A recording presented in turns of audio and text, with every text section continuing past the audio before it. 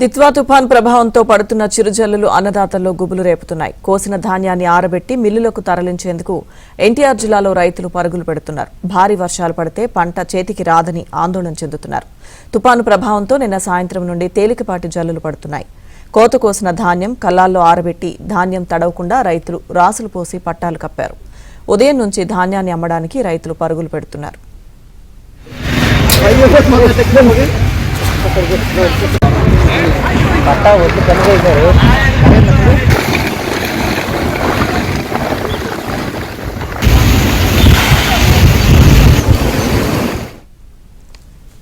రాత్రి కురిసిన జల్లులతో పట్టాలపై ఉన్న వర్షపు నీరును తీసి అమ్మకాలు చేస్తున్నారు. కోత దశలో ఉన్న వరి పంటకు వర్షం పడితే నష్టపోతామని రైతులు అంటున్నారు. దిత్వా తుఫాను గండం గడిస్తే చాలు అనే ఆలోచనలో అన్నదాతలున్నారు.